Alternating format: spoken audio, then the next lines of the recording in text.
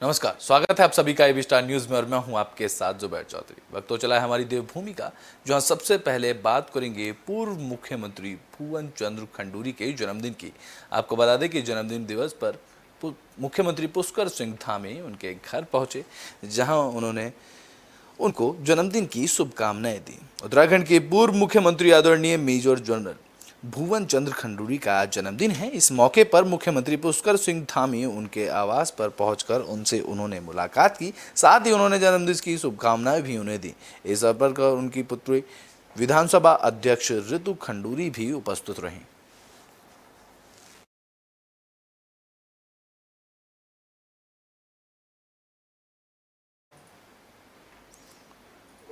तो बुलेटिन में बात कर लेते हैं अब हरिद्वार पंचायत चुनाव की, जिसमें बीजेपी ने बाजी मारी है। बीजेपी ने 14 सीटें जीती हैं, तो वहीं कांग्रेस के खाते में सिर्फ अभी तक 4 सीटें ही आई हैं।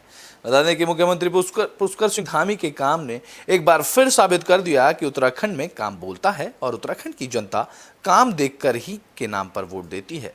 जैसा बीते विधानसभा चुनाव में दिखा और उपचुनाव में भी नजर आया, एक बार फिर हरिद्वार के त्रिक्षत्रीय चुनाव में जनता ने काम देखकर धामी के नाम पर मोहर लगा दी।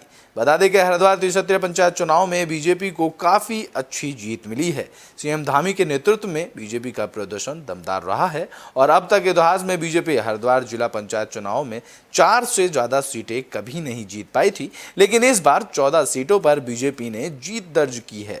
मौजूदा स्थिति को देखते हुए बीजेपी कई और सीटों पर भी जीत दर्ज कर सकती है। गौरतलब है कि मुख्यमंत्री पुष्कर सिंह धामी ने हरिद्वार क्षेत्र में पिछले कुछ समय से कई दौरे किए, जिसके बाद स्थानीय जनता ने मुख्यमंत्री की मेहनत और काम को सराहते हुए उन्हें ये उपहार दिया है। इसके साथ ही जनता ने मुख्यमंत्री धामी के काम और उनकी नीतियों पर भी मोहर लगा दी है। इधर पंचायत चुनाव में हरिद्वार ग्रामीण सीट से पूर्व सीएम हरीश रावत और उनकी बेटी कुछ खास नहीं कर पाए। विधायक अनुपमा रावत के क्षेत्र में चारों सीटों पर कांग्रेस बुरी तरह हारी है। आपको बता दें कि धामी ने अब तक जो जनता से वादे किए हैं, सरकार उन्हें पूरा करने की लगातार जद्दोजहद करने लगी हुई है। सीएम धामी ने कहा था कि शहर से लेकर गांव तक हर जगह विकास पहुंचेगा, शिक्षा और स्वास्थ्य व्यवस्था बेहतर होगी, हर गांव तक सड़क पहुंचेगी और जनता के हित और प्रदेश के विकास के लिए जो भी उचित काम होगा वो किया जाएगा। सीएम धामी ने इन वादों को पूरा भी किया और इसके लिए जनता का आशीर्वाद धामी को लगातार मिल रहा है। बता दें कि 1988 में जिला बनने के बाद बीजेपी ने अब तक अपना श्रेष्ठ प्रदर्शन किया है। 44 सीटों में से बीजेपी ने 14 सीटों पर जीत दर्ज की है, जबकि पिछले चुनाव में बीजेपी के पास सिर्फ 3 ही सीटें थीं। बता दें कि इस चुनाव में बसपा ने 8 सीटें जीती हैं, जबकि पिछली बार 10 से ज़्यादा सीटें बसपा ने जीती थी। कांग्रेस ने भी बेहतर प्रदर्शन नहीं किया है। कांग्रेस के पास सिर्फ 4 सीटें ही हैं, जबकि निर्दलीयों ने सभी राष्ट्रीय और क्षेत्रीय दलों को पछाड़ते हुए 18 सीटों पर जीत दर्ज की है। हरिद्वार जिला पंचायत की 44 सीटों पर निर्दलीय मिलाकर 18 बीजेपी निर्दलीय 18 सीट पे रहे, बीजेपी 14 सीट पे रही, बसपा 8 सीट पे और कांग्रेस 4 सीट पर कांग्रेस ने इस पर कब्जा किया है। देखकर सारे वोट हम बीजेपी की तरफ इसीलिए दे रहे हैं जो हमारा देश की उन्नति हो रहा है। हम आगे भी यही चाहते हैं कि धामी जी इसी हिसाब से चले, जैसा काम का गति चला रहा है, जो काम कर रहा है इसी हिसाब से चलो। हम धामी जी को हमेशा के लिए जाकर रखें। साथ चीज में साथ हैं। भाजपा किस तरह से कार्य कर रही है विकास कार्यों को लेकर? बीजेपी बहुत बढ़िया कार्य कर रही है। हमें भी बीजेपी में बहुत साल हो चुके हैं और बीजेपी से बढ़िया कोई नेता नहीं है। जब से नरेंद्र मोदी जी आए हैं, जब से बहुत कार्य हो रहा है और धामी जी ने भी हमारे क्षेत्र में विकास करा है और उत्तराखंड सरकार में भी दोबारा मुख्यमंत्री बने हैं। जो समस्याएं थी ना वो सारी पूरी हो गई। मान लो अधूरी भी है तो वो भी हो जाएगी। और भी समस्या वो है, उनके प्रोग्राम है गांव। तो बुलेटिन में बात अब रुड़की की कर लेते हैं, जहां कांग्रेस की जीत के बाद उस समर्थकों में खुशी की लहर है। आपको बता दें कि रुड़की में जीत के बाद कांग्रेस कार्यकर्ता और समर्थकों ने प्रत्याशियों का स्वागत किया। त्रिक्षत्रीय पंचायत चुनाव में जिला पंचायत सदस्य के रूप में सफरपुर सीट से खाता खेड़ी निवासी अयाज अहमद, बेलेड़ा निवासी सचिन प्रधान, मंगेड़ी महावतपुर से मोहम्मद शहजाद, तो वहीं बदेड़ी राजपूताना से कांग्रेस समर्पित आजम शकील ने जीत का परचम लहराया है। आपको बता दें कि उत्तराखंड के जिला हरिद्वार के त्रिक्षत्रीय पंचायत चुनाव में रुड़की ब्लॉक क्षेत्र की जिला पंचायत सदस्य के रूप में अयाज अहमद, सचिन प्रधान, मंगवी के मोहम्मद शहजाद और आजम शकील ने भारी मतों से जीत हासिल की है। जिला पंचायत सदस्यों की जीत की खुशी के समर्थकों में उत्साह का माहौल देखने को मिला, तो वहीं जनप्रतिनिधियों के समर्थकों ने फूल मालाओं से उनका स्वागत किया।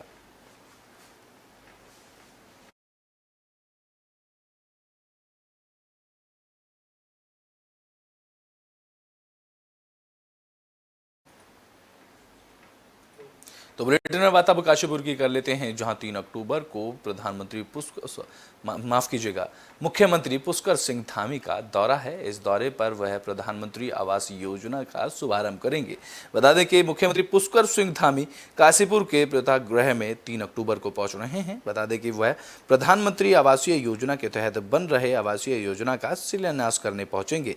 इस दौरान पुष्कर सिंह धामी के साथ शहरी आवासीय मंत्री प्रेमचंद्र अग्रवाल भी मौजूद रहेंगे। तो वहीं इसको लेकर अपर आयुक्त आवास पीसी दुमका काशीपुर समारोह स्थल का जायजा लेने स्थल पर पहुंचे, जहां पीसी दुमका ने समारोह स्थल का निरीक्षण किया। इस दौरान प्रशासन के आला अधिकारी भी उनके साथ मौजूद रहे। देखिए, माननीय मुख्यमंत्री महोदय के निर्देशन में उत्तराखंड सरकार द्वारा प्रधानमंत्री आवास योजना में काफ़ी तेज़ी से कार्य किया जा रहा है।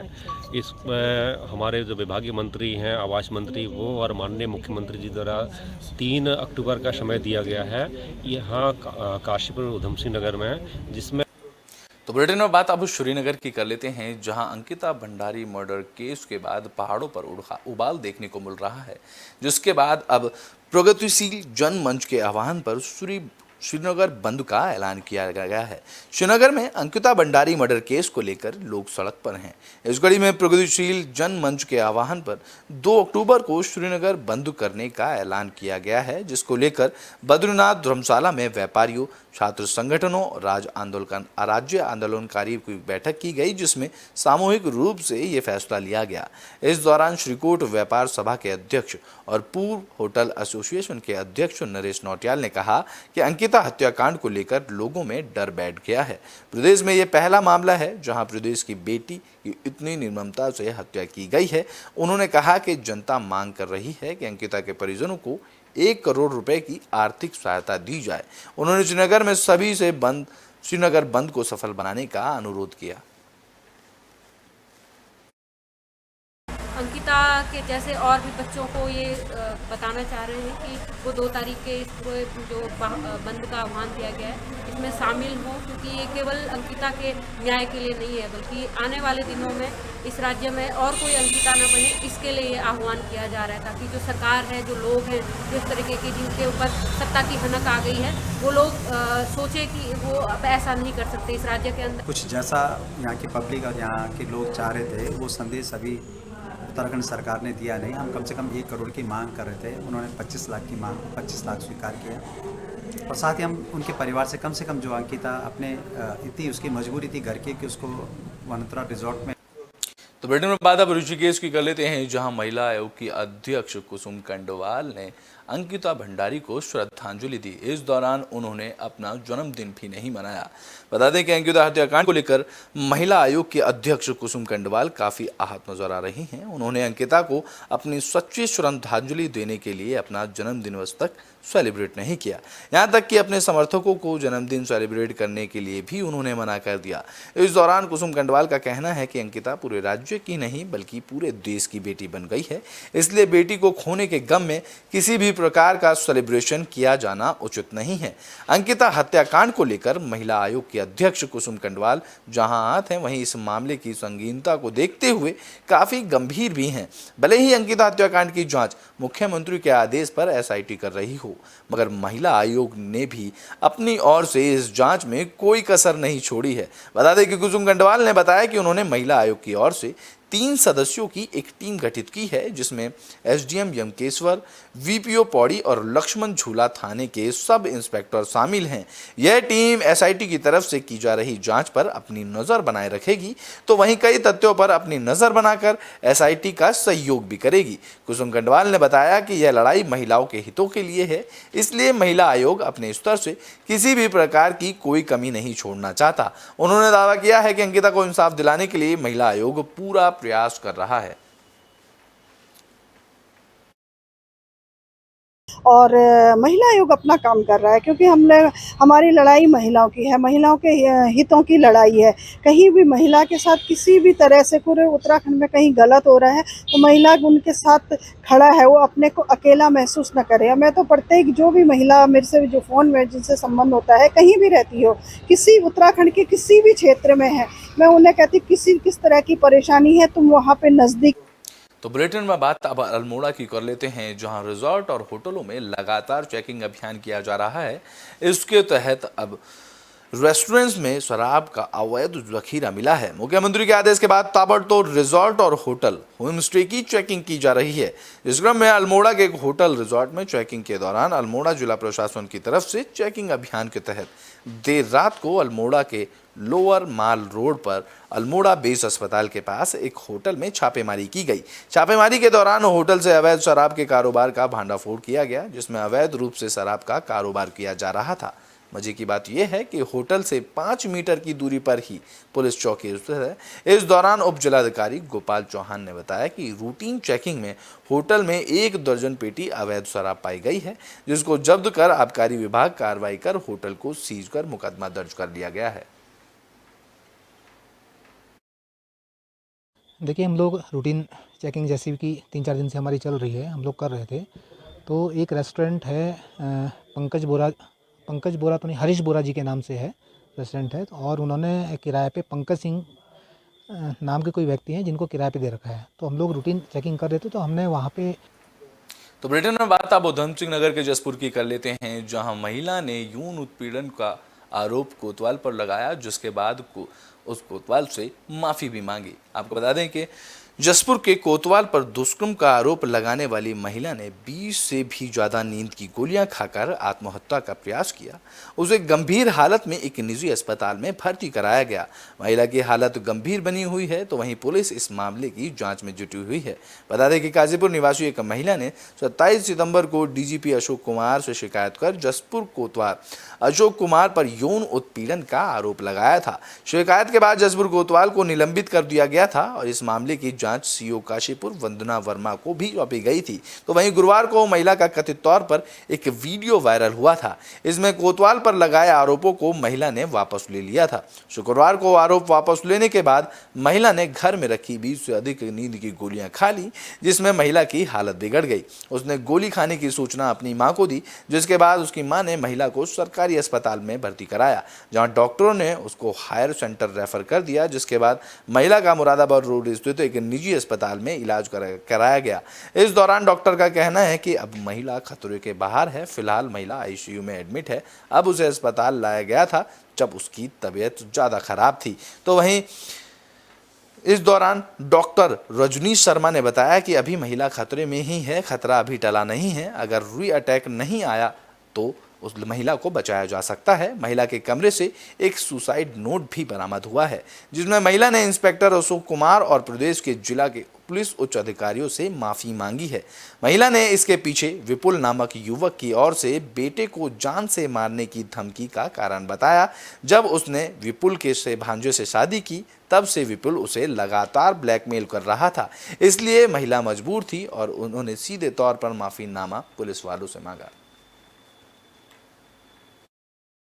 2 बजे करीब इस युवती को बेहोशी की हालत में हमारे पास लाया गया था इमरजेंसी विभाग में। तो मैंने उसको सबसे पहले फर्स्ट एड दिया था और इसका बीपी मशीन में नहीं नापा जा सकता था, इतना डाउन था। हालत बहुत ही गंभीर थी, बचने की लगभग नहीं के बराबर उम्मीद थी। तो जो उसके लक्षण थे ऐसे थे जैसे इसने कोई विषाक्त का सेवन किया हो। उसके आधार पर इसको हम लोगों ने इलाज किया। उसको उपचार के बाद इसकी हालत अब पहले से ठीक है, खतरे में है लेकिन काफ़ी नियंत्रण में, हो सकता है कि अभी बच जाए। और इसके साथ ऐसा लगता है कि कोई ना कोई ऐसा टेंशन शायद रही हो, क्योंकि ये जब बेहोशी से उठी तो इसने कुछ बड़बड़ा रही थी। उसके बड़बड़ाने से हमें लगा कि ये शायद किसी बात से परेशान है, जिस परेशानी की वजह से शायद इसने कोई इसका सेवन किया, और जो इसके लक्षण थे वो इस टाइप के थे जैसे कोई नशे की गोलियां ऐसे शायद कुछ खा ली थी। ग्राफिक मुकाबला दिया हुआ था, जिससे मुझे कल से लगातार धमकियां मिल रही थी। उसके बाद उन्होंने मुझे 4 बजे से ट्रैक्टर में ड्राइवर की गाड़ी आई थी। सुसाइड वर्ड यूज नहीं मत करो भाई, एक नोट है वो व्यक्ति जिंदा है, मतलब वो मैडम जिंदा है, तो आप वर्ड सुसाइड गलत यूज कर रहे हो, सुसाइड यूज नहीं कर सकते। नोट मिला है, उसमें उन्होंने नोट में कुछ लिखा है, ऐसा जानकारी में आया है। अभी हम इसलिए नहीं बोल सकते, अभी वो एडमिटेड है, उपचाराधीन है। हम सबका ये फोकस रहना चाहिए कि उपचार होने के बाद जो है, ठीक होने के बाद। तो बुलेटिन में बात अब देहरादून की कर लेते हैं, जहां उत्तराखंड के प्रदेश अध्यक्ष करण माहरा ने धामी सरकार पर जमकर हमला बोला है। उन्होंने सीधे तौर पर कर्मचारियों को निकालने को लेकर सवाल उठाए हैं। उत्तराखंड कांग्रेस ने विधानसभा के बैकडोर से हुई नियुक्तियों के बाद बिना नोटिस के कर्मचारियों को नौकरी से निकाले जाने पर कई सवाल खड़े किए हैं। दरअसल कांग्रेस प्रदेश अध्यक्ष करण माहरा ने कहा कि विधानसभा अध्यक्ष ने जल्दबाजी में बिना नोटिस दिए कर्मचारियों को निकाल दिया है, जो कि सरासर गलत है। कांग्रेस ने कर्मचारियों को निकालने की लड़ाई नहीं लड़ी थी, बल्कि कांग्रेस ने बैकडोर में भर्ती करने वाले नेताओं के विरुद्ध कार्रवाई के लिए इस लड़ाई को लड़ा था। आपको बता दें कि उत्तराखंड विधानसभा के अध्यक्ष रितु खंडूनी ने विधानसभा में बैकडोर में हुई 250 भर्तियां रद्द कर दी थी, जिसके बाद उनको लेकर कांग्रेस ने कई सवाल खड़े किए हैं। राज्यपाल महोदय, केंद्रीय मंत्री महोदय, राज्यसभा में गए हुए सांसद, महापौर ये सामने आकर माफ़ी मांगेंगे और जनता के सामने आकर जनता की अदालत में इस बात को स्वीकार करेंगे कि इन्होंने गलतियां की हैं, इन्होंने योग्य उम्मीदवारों के। तो बुलेटिन में बात अब अल्मोड़ा की कर लेते हैं, जहां दौरे पर पहुंचे कैबिनेट मंत्री चंदन रामदास ने धामी सरकार की जमकर तारीफ की। बता दें कि परिवहन और समाज कल्याण मंत्री चंदन रामदास अल्मोड़ा पहुंचे। इस दौरान बीजेपी कार्यकर्ताओं ने उनका जोरदार स्वागत किया। जहां सर्किट हाउस में मंत्री चंदन रामदास ने कहा कि पहाड़ों में उद्योगों को बढ़ावा देने के लिए सरकार लगातार काम कर रही है। जहां प्रदेश के परिवहन मंत्री चंदन रामदास ने कहा कि मुख्यमंत्री पुष्कर सिंह धामी ने उत्तर प्रदेश और उत्तराखंड की परिसंपत्तियों को लेकर एक बड़ा काम किया है। उन्होंने कहा कि परिवहन का 100 करोड़ उत्तर प्रदेश से उत्तराखंड को मिला है, जिसके लिए वो सीएम धामी का धन्यवाद अदा करते हैं। उन्होंने कहा कि परिवहन विभाग जल्द ही 200 नई बसों को खरीद रहा है। इसके साथ ही अनेक जगह पर मिनी ISBT भी बनाए जा रहे हैं। उन्होंने ये बात कहा कि आने वाले समय में उत्तराखंड परिवहन विभाग एक मिसाल के तौर पर जाना जाएगा, जिसके लिए पूरे प्रदेश में परिवहन विभाग तेजी से काम कर रहा है। 30 CNG के वाहन खरीद रहा हूँ और 30 साधारण वाहन खरीद रहा हूँ। चूँकि दिल्ली सरकार ने कुछ हमारे वाहनों पर आने वाले समय में रोक लगाने की एक बात कही है, तो 200 वाहनों का हम एक पूरा पैकेज बना के हम ये व्यवस्था भी हम करने जा रहे हैं। तो बुलेटिन में बात अब नरेंद्र नगर की कर लेते हैं, जहां एंटी ड्रग सेल की तरफ से एक संगोष्ठी का आयोजन किया गया। राजकीय महाविद्यालय पोखरी में कॉलेज के एंटी ड्रग सेल की तरफ से नशा मुक्त विषय पर संगोष्ठी का आयोजन किया गया। इस संगोष्ठी में वक्ताओं ने समाज में लगातार बढ़ रहे नशे की प्रवृत्ति पर चिंता व्यक्त करते हुए अपने नौनिहालों को बेहतर माहौल और शिक्षा देने की अपील की। कार्यक्रम का शुभारंभ करते हुए प्रधानाचार्य शशि बाला वर्मा ने युवा पीढ़ी को नशे की गिरफ्त में आने पर चिंता जताते हुए कहा कि युवा पीढ़ी इस बुरी लत में ना पड़े, इसके लिए शिक्षण संस्थानों के अलावा सामाजिक संगठनों और अभिभावकों को संकल्पबद्ध होकर आगे आने की जरूरत है। तो वहीं एंटी ड्रग सेल के नोडल अधिकारी राम भरोसे ने नशा मुक्ति के लिए अच्छी पुस्तकें, साहित्य, बेहतर माहौल और उम्मीद पर खरा उतरने वाला बताया, जिसमें संगोष्ठी में उपस्थित युवाओं को प्रेरित करते हुए कहा गया कि वे आने वाले दिनों में देश के भविष्य हैं और एक जिम्मेदार नागरिक बने, देश और क्षेत्र को प्रगति के पथ पर आगे बढ़ाएं ताकि देश उन पर गर्व कर सके। नशा मुक्ति के कई सारे पुनर्वास सेंटर हैं जिन पे आप जाके अपना ट्रीटमेंट ले सकते हैं और इसके लिए विल पावर स्ट्रॉन्ग होने की ज़रूरत है, जिसके लिए आप मेडिटेशन कर सकते हैं। मेडिटेशन में योगा सबसे बड़ा मतलब योगा कर सकते हैं। योगा के थ्रू आप ये नशा से दूर हो सकते हैं। उन्होंने हमारे छात्र छात्राओं को नशा से बचने के विभिन्न उपायों के बारे में बताया और उन्होंने हमें ये भी महत्वपूर्ण जानकारी दी, यदि हमारे समाज में, हमारे पड़ोस में, हमारे घर में कोई नशा का आदी व्यक्ति है तो उसके प्रति हमारा व्यवहार मित्र। तो बुलेटिन में बात काशीपुर की कर लेते हैं, जहां कुंडा पुलिस को बड़ी सफलता हाथ लगी है। पुलिस ने अवैध चरस और शराब के साथ 2 आरोपियों को गिरफ्तार किया है। काशीपुर में वरिष्ठ पुलिस अधीक्षक के निर्देश पर नशे के विरुद्ध चलाए जा रहे अभियान के तहत कुंडा पुलिस जगह जगह चेकिंग अभियान चला रही है, जिसके तहत पुलिस ने शराब समेत 2 अभियुक्तों को गिरफ्तार किया है। दरअसल कुंडा पुलिस की तरफ से चेकिंग अभियान चलाया गया। इस दौरान पुलिस ने ग्राम बक्सोरा हैंडपंप के पास से ग्राम केसरी गणेशपुर निवासी सुखदेव सिंह के कब्जे से 216 पाउच अवैध कच्ची शराब के बरामद किए हैं। तो वहीं कुंडा पुलिस ने पुराना डेला पुल के निकट चेकिंग के दौरान आरोपी सलीम अहमद अंसारी के कब्जे से 106 ग्राम चरस के साथ गिरफ्तार करने में सफलता हासिल की है। इस दौरान कुंडा एसओ ने दिनेश सिंह ने बताया कि यह अभियान वरिष्ठ पुलिस अधीक्षक के निर्देशन पर चलाया जा रहा है। खासकर यह अभियान नशे के विरुद्ध चलाया जा रहा है। जगह जगह पर चेकिंग अभियान भी चलाया जा रहा है। जैसा कि एसएसपी महोदय के निर्देश हैं कि जो है अवैध शराब और चरस इसमें के विरुद्ध अभियान चलाया जाए, उसी क्रम में जो है कुंडा पुलिस द्वारा भी एक अभियान के तहत अवैध शराब एवं अवैध इसमें चरस के विरुद्ध कड़ी कार्रवाई की जा रही है और लगातार। तो बुलेटिन में बात अब लालकुआ के पंतुनगर की कर लेते हैं, जहां नशे में धुत एक सिपाही ने बीजेपी बूथ अध्यक्ष की पिटाई कर दी, जिसके बाद बीजेपी कार्यकर्ताओं ने पंतुनगर थाने का घेराव किया। लालकुआ के पंतुनगर क्षेत्र में नशे में धुत सिपाही की तरफ से बीजेपी बूथ अध्यक्ष की पिटाई से नाराज पूर्व विधायक राजेश शुक्ला के नेतृत्व में सैकड़ों बीजेपी कार्यकर्ताओं ने पंतुनगर थाने पहुंचकर कार्रवाई करने की मांग की। तो वहीं दोषी सिपाही के ऊपर जल्द से जल्द कार्रवाई करते हुए प्रदर्शन कर नाराजगी जताई। बता दें कि बीती रात थाना पंतुनगर में तैनात सिपाही मोहन सिंह को शिकायत मिली, जिस पर नंगला पहुंचे सिपाही ने बीजेपी बूथ अध्यक्ष धनुज यादव से के साथ गाली गलौज करते हुए उनकी पिटाई कर दी। इसके बाद पूर्व विधायक राजेश शुक्ला के नेतृत्व में सैकड़ों की संख्या में आक्रोशित बीजेपी कार्यकर्ताओं ने पंतुनगर थाने पहुंचकर विरोध प्रदर्शन शुरू किया। इस दौरान उन्होंने कहा कि 108 पर झूठी शिकायत का बहाना लेकर पुलिसकर्मी ने बूथ अध्यक्ष को पीट दिया है। पुलिसकर्मी नशे में धुत था और वह क्षेत्र में गश्त कर रहा था। पूर्व विधायक राजेश शुक्ला ने एसओ से नाराजगी जताई। तो वहीं उन्होंने किसी तरह कार्यकर्ताओं को शांत कराकर एसपी से मोबाइल पर बात कर आरोपित पुलिसकर्मी के खिलाफ कार्रवाई करने की मांग की, जिसके बाद एएसपी मनोज कात्याल ने जांच कराकर 24 घंटे में कार्रवाई करने का भरोसा दिया। इस पर शुक्ला ने कार्यकर्ताओं को शांत कराकर जानकारी दी, तब जाकर लोग शांत हुए। सुबह हम सब लोग थाने पर गए थे, सारे हमारी पार्टी कार्यकर्ता भी गए थे। हमने पूछा क्या बात, उस सिपाही ने सबके सामने कहा कि हाँ मैंने उनको मारा और मुझसे गलती हो गई। ये गलती नहीं, एक तरह से ये मैं कहूँगा अपराध है कि आप सिपाही हैं, सरकारी ड्यूटी पर हैं और आप शराब पी के जा रहे हैं। रात के 1 बजे किसी भाजपा कार्यकर्ता या कोई भी हो, मैं कहता हूँ कोई साधारण नागरिक ही हो, कोई उसके यहाँ जाके बदतमीजी कर रहे हैं, माँ बहनी गालियाँ बक रहे हैं, उसे मार रहे हैं, इससे हमारी पुलिस की छवि अच्छी नहीं बनती है। मैंने उस पर अपना जो जाहिर किया है, मैं वहाँ गया, कोतवाल ने और उन्होंने मेरी बात कराई, एडिशनल एसपी ने ये वादा। तो बुलेटिन में बात उत्तरकाशी की कर लेते हैं। उत्तरकाशी के कृषि बीज भंडार अपने बदहाली का तंज झेल रहा है।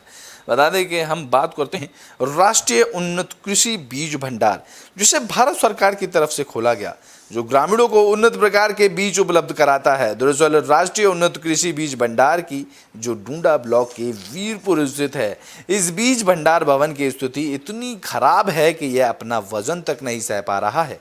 ये पुराना भवन अपने जर्जर हालातों से लड़ता दिख रहा है। ये भवन कभी भी जमीन पर धराशायी हो सकता है। तो वहीं इस मामले में जब जानकारी ब्लॉक कृषि अधिकारी से ली गई तो ब्लॉक कृषि अधिकारी दाता राम ने कहा कि इस भवन की स्थिति को देखते हुए विभाग की तरफ से जर्जर भवन को डिसमेंटल के लिए उच्च अधिकारियों को कई बार मौखिक और लिखित रूप से पत्र भेजा गया है। जब विभाग की तरफ से आदेश आएगा, इस भवन को डिसमेंटल किया जाएगा।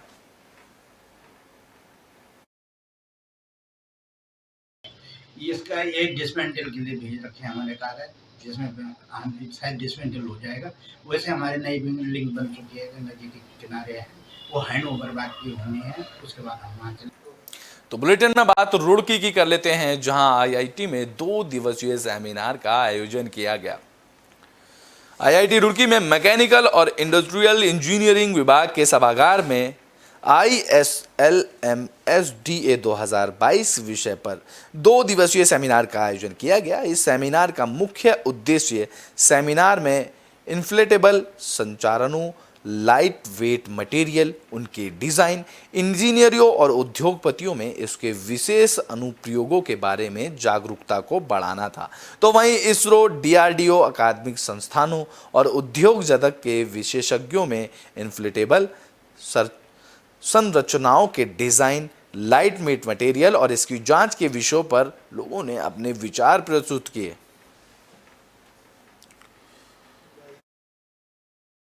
साल की कड़ी में हमारे मैकेनिकल डिपार्टमेंट का एक एकेडमिक इवेंट है, कॉन्फ्रेंस है, एक स्पेशलाइज्ड एरिया में इन्फ्लेटेबल और स्मार्ट लाइट वेट मटेरियल्स के लिए है, जब जिसका उपयोग स्पेस में होता है, जिसका उपयोग डिफेंस में होता है। टेक्नोलॉजी ओरिएंटेड और ओरिएंटेड टुवर्ड्स द गवर्नमेंट और funding agencies, they will make sure that. तो बुलेटिन के आखिरी में बात कर लेते हैं रुड़की की, जहां आईआईटी में HDFC बैंक की तरफ से बैंक लॉबी का शुभारंभ किया गया।